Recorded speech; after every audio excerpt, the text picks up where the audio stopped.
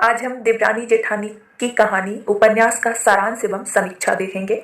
इसको हम 4 भागों में देखेंगे। सबसे पहले इसके हम कुछ महत्वपूर्ण तथ्य को देखेंगे, उसके बाद पात्र देखेंगे, फिर सारांश और उसके बाद हम विषय वस्तु पर आएंगे। तो चलिए देखते हैं। इसके कुछ महत्वपूर्ण तथ्य हैं। ये जो है देवरानी जेठानी की कहानी, इसका विधा जो है उपन्यास है। कई बार हम कंफ्यूज हो जाते हैं कि ये कहानी है, लेकिन इसका विधा जो है वो उपन्यास है। इसका प्रकाशन 1870 में हुआ। इसके लेखक जो है पंडित गौरीदत्त शर्मा है और डॉक्टर गोपाल राय ने इसे हिंदी का प्रथम उपन्यास माना है। इसके मुख्य केंद्र बिंदु में स्त्री शिक्षा तथा 19वीं शताब्दी के मध्यवर्गीय बनिया समाज के जीवन का यथार्थ चित्रण किया गया है। अब हम देखते हैं इसके पात्र। तो इसके मुख्य पात्र जो है लाला सर्वसुख है, जो इस उपन्यास के नायक भी है। इस उपन्यास में जो कहानी है वो मेरठ के एक अग्रवाल बनिया का कहानी है। मेरठ के एक अग्रवाल बनिया परिवार का कहानी है। तो उस परिवार के जो नायक है, उस परिवार का मुखिया जो है वो सर्वसुख है। दौलत राम उसका बड़ा बेटा है, छोटे लाल उसका छोटा बेटा है। सर्वसुख की 2 बेटी भी है, बड़ी बेटी पार्वती है और छोटी बेटी सुखदेई है। ज्ञानो इस उपन्यास की जेठानी है, जो दौलत राम की पत्नी है, और आनंदी इस उपन्यास की देवरानी है, जो छोटे लाल की पत्नी है। कन्हैया दौलत राम का पुत्र है। नन्हे और मोहन ये दोनों छोटे लाल का पुत्र है। बंशीधर कबाड़ी इस उपन्यास का एक पात्र है, जिसके यहाँ सुखदेई का विवाह होता है। कृपी इस उपन्यास में एक बाल विधवा है। लाला बुलाकी दास यह जो है मदरसे में एक नौकर रहता है। इसके अलावा इस उपन्यास के अन्य जो पात्र हैं, तहसीलदार राम प्रसाद, गंगाराम, भगवान देई, तिल्ला पांडे, मिश्रानी, मुंशी टिकट नारायण, हरसहाई काबली और लाल दीनदयाल तथा झल्लामल आदि जो है अन्य पात्र हैं। अब हम इस उपन्यास के सारांश को देखते हैं। उपन्यास मेरठ के एक अग्रवाल बनिया परिवार की कहानी को प्रस्तुत करता है। लाला सर्वसुख नाम का अग्रवाल बनिया परिवार का मुखिया तथा उपन्यास का नायक है। सर्वसुख के 2 बेटे हैं, बड़ा बेटा दौलत राम तथा छोटा छोटे लाल है। इनका पालन पोषण चाचा ने किया, क्योंकि हैजे के बीमारी के कारण जो है इनके माता पिता की मृत्यु हो जाती है। पहले गलियों में घूम घूम कर सर्वसुख फेरी लगाने का काम करता था। बाद में परचून यानी कि किराना की दुकान खोल लेता है।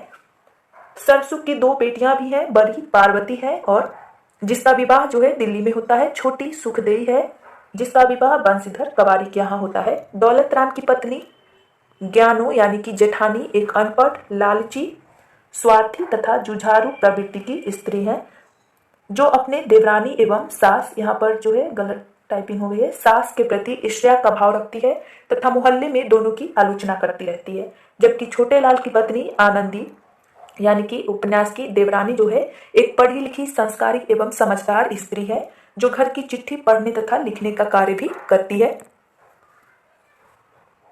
इस तरह से उपन्यास पारिवारिक समस्याओं को दिखाते हुए आगे बढ़ता है। दौलत राम का एक बेटी मुलिया है तथा एक बेटा है जिसका नाम है कन्हैया, जबकि छोटे लाल के 2 बेटे हैं, एक नन्हे और एक मोहन।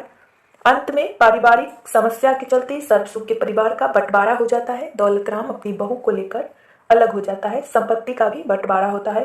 दुकान दौलत राम के हिस्से में तथा हवेली छोटे लाल के हिस्से में आता है, परंतु फिर भी दौलत राम असंतुष्ट रहता है तथा हवेली का आधा हिस्सा भी ले लेता है।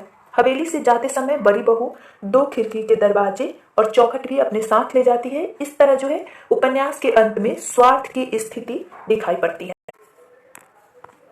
अब हम इसके विषय वस्तु पर बात करें तो इसके केंद्रीय विषय के रूप में स्त्री शिक्षा, जब आप उपन्यास को पढ़ेंगे तो देखेंगे कि किस तरह से एक अनपढ़ जेठानी और एक पढ़ी लिखी देवरानी के बीच शिक्षा को लेकर किस तरह से जो है भेद है दोनों में, उस चीज को इसमें दिखाया गया है। उसके बाद स्त्रियों को गृहस्थ धर्म का उपदेश एक तरह से इस उपन्यास के माध्यम से दिया गया है कि किस तरह जो है पढ़ी लिखी देवरानी अपने गृहस्थ को अच्छे तरीके से संभालती है, और वो ही जेठानी जो है अनपढ़ है, स्त्रियालु है, वो किस तरह से परिवार का बंटवारा करवा देती है, किस तरह से अपने सास और देवरानी की आलोचना करती रहती है हमेशा, और किस तरह से जो है घर में गृह में कलह का जो है कारण बनती है।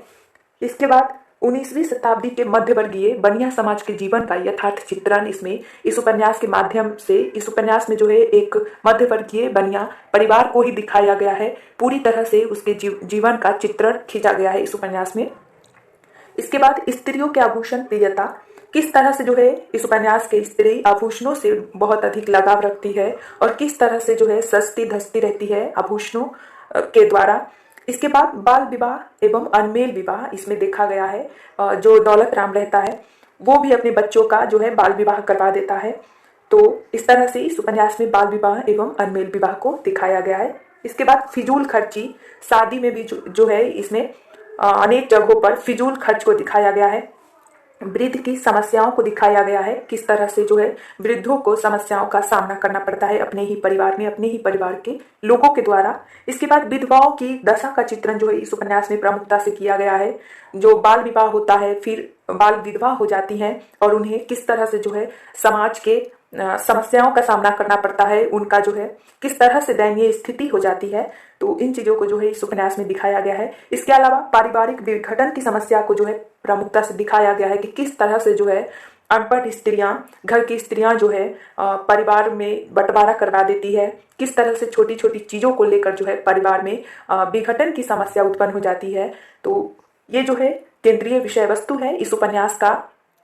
और एग्जाम की दृष्टि से देखें तो उपन्यासों से पात्र और विषय वस्तु से जो है बहुत प्रश्न पूछे जाते हैं, तो ये बहुत इंपॉर्टेंट है, इसको ध्यान में रखिए अच्छे से। तो आज के लिए इतना ही।